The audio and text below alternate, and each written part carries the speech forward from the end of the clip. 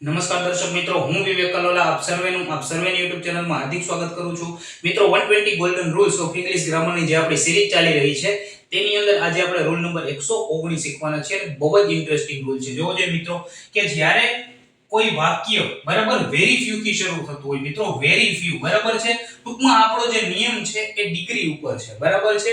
મિત્રો very few બરાબર છે અથવા તો નો અધર બરાબર, ઈ બંને પોઝિટિવ ડિગ્રી ની અંદર વપરાય છે બરાબર. વેરી ફ્યુ થી કોઈ વાક્યની શરૂઆત ક્યારે થાય અથવા તો વેરી ફ્યુ ક્યારે વપરાય? જ્યારે કોઈ એક વ્યક્તિ અથવા તો એક વસ્તુની સરખામણી આપણે એક કરતા વધારે વ્યક્તિ કે એક કરતા વધારે વસ્તુ સાથે કરવાની હોય ત્યારે આપણે વેરી ફ્યુ થી વાક્યની શરૂઆત કરીએ છીએ બરાબર છે.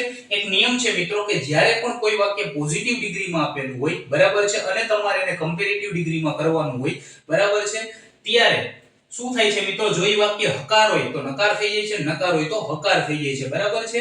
એ જ્યારે એક વ્યક્તિ સાથે અથવા તો એક વસ્તુની એક વસ્તુ સાથે સરખામણી કરવાની હોય ત્યારે થાય છે. પરંતુ અહીં નિયમ શું છે મિત્રો કે જ્યારે કોઈ વાક્ય છે વેરી ફ્યુ થી શરૂ થતું હોય અને તમારે એને કમ્પેરેટિવ ડિગ્રીની અંદર ફેરવવું હોય ત્યારે કેવી રીતે ફેરવાય છે બરાબર છે. આ વસ્તુ ખાસ યાદ રાખજો મિત્રો.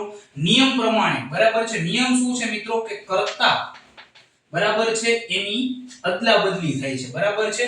ટૂંકમાં જે કર્તા હોય એની અદલા બદલી થાય, એટલે કે જે મેઇન વ્યક્તિ છે એ પહેલા આવી જાય, કર્તાની અદલા બદલી બરાબર છે. અહીં તમને આપેલું શું કે very few leaders were as strong as Sardar Patel બરાબર છે. તો મિત્રો જોવો જોઈએ આ વાક્ય છે ઈ પીડી નું છે. શેનું છે? પીડી એટલે પોઝિટિવ ડિગ્રી નું છે. આને મારે કમ્પેરેટિવ ડિગ્રી ની અંદર ચેન્જ કરવું હોય તો સરદાર પટેલ છે એ પહેલા આવી જાય. ક્યાં આવી જાય મિત્રો? સરદાર પટેલ પહેલા આવી જાય. તો આ વસ્તુ યાદ રાખજો મિત્રો કે સરદાર પટેલ, હવે અહીં જોવો જોઈએ વર આપેલું છે બરાબર છે, એટલે વાક્ય ભૂતકાળનું છે. તો સરદાર પટેલ સિંગ્યુલર નામ છે બરાબર, એક વચન વાળું નામ છે. તો આની સાથે શું લાગે મિત્રો? વોઝ લાગે બરાબર છે. કમ્પેરેટિવ ડિગ્રી ની અંદર ચેન્જ કરવાનું છે. કમ્પેરેટિવ ડિગ્રી ની અંદર ચેન્જ કરવાનું હોય તો જે વિશેષણ છે એ ઈઆર વાળું આવે. વિશેષણ કેવું આવે મિત્રો? ઈઆર વાળું આવે બરાબર છે. તો Sardar Patel was stronger, Sardar Patel was stronger બરાબર છે, અથવા તો સ્ટ્રોંગર બરાબર છે મિત્રો. ઈઆર લાગે, સ્ટ્રોંગ છે એ મૂળ રૂપ છે, પાછળ ઈઆર લાગે એટલે શું થઈ જાય મિત્રો? એનું કમ્પેરેટિવ ડિગ્રી વાળું રૂપ થઈ જાય. તો સરદાર પટેલ વોઝ સ્ટ્રોંગર બરાબર છે. એના પછી ધેન આવે, તમે જાણો છો, કમ્પેરેટિવ ડિગ્રી ની અંદર. હવે અહીં આપણે ખાસ વસ્તુ સમજવાની છે બરાબર છે કે Sardar Patel was stronger than બરાબર છે. સ્ટ્રોંગર ધેન હંમેશા યાદ રાખજો. વેરી ફ્યુ થી કોઈ સેન્ટેન્સ ની શરૂઆત થતી હોય અને એને તમારે કમ્પેરેટિવ ડિગ્રી ની અંદર ચેન્જ કરવાનું હોય તો ધેન પછી હંમેશા તમે મોસ્ટ અધર મૂકશો. શું મૂકશો મિત્રો? મોસ્ટ અધર મૂકશો. તો Sardar Patel was stronger than most other leaders, most other leaders.